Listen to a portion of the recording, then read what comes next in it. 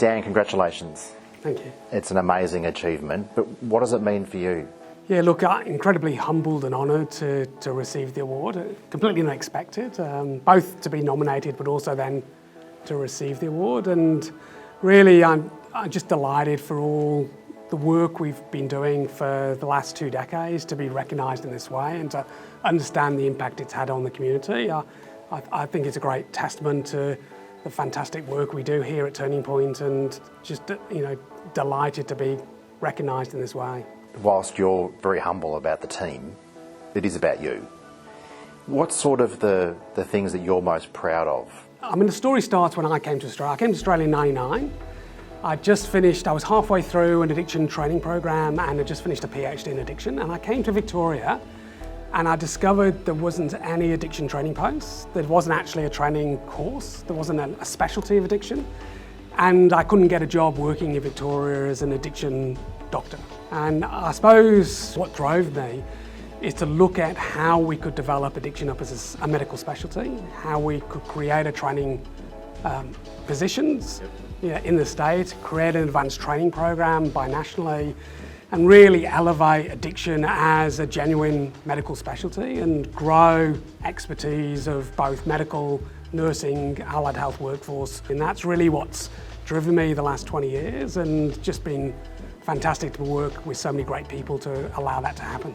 There is so much that comes through in every aspect about you as a leader in this, and it doesn't really matter where you're talking about it, whether it's about service, whether it's about training, or in fact growing knowledge and learning and experimenting with what's the future. How do you look after you, and how do you keep yourself in prime condition and get motivated? Well, I think the secret to good leadership is having a fantastic team of people around you. And I think the biggest lesson you learn as a leader is make sure you recruit people who are smarter, brighter than you are yourself. And I've been very fortunate to be able to recruit some incredibly talented people who fortunately want to come on this journey with me, share the same vision that I have, and are keen to work on making the world a better place for Australians and their families, and changing the health system, educating the population. I'm very fortunate to be able to be supported in that by great leadership around me, and delighted that we have such an engaged and passionate workforce, and that we have future leaders stepping forward who want to take this challenge forward. Dan, one of the things that you've recently led is the really successful series that display the journeys of an incredible group of clients on SBS in the Addicted Australia series. What did that mean for you? Look, it was such a fantastic opportunity. We know that addiction is so highly stigmatised. We know there's a lot of discrimination out there in the community. We know there's a lot of myths around what addiction is, who's likely to get addicted, what treatment looks like, whether treatment actually works.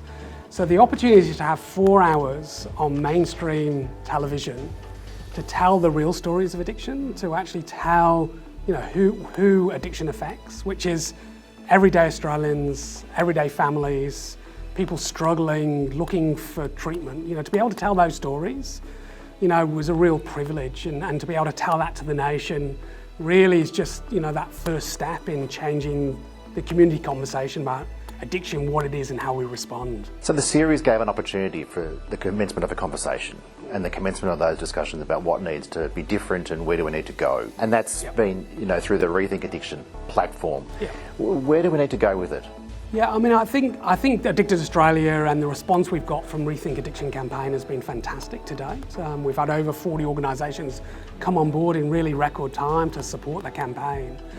I think one of the lessons is that addiction is still so highly stigmatised. And while privately so many leaders and politicians have commented about how fantastic the series is and what they learned through that, there's still a feeling there's not a community mandate to actually do something with the information we have. And I think the next step for us is how we build that community awareness, that community platform. So many Australians are affected by alcohol, drugs and gambling. 1 in 5 in their lifetime, 1 in 20 will develop addiction.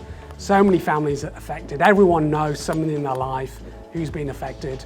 We need to create the platform for them to tell their stories, to share their experiences, to advocate and say what we have at the moment isn't good enough.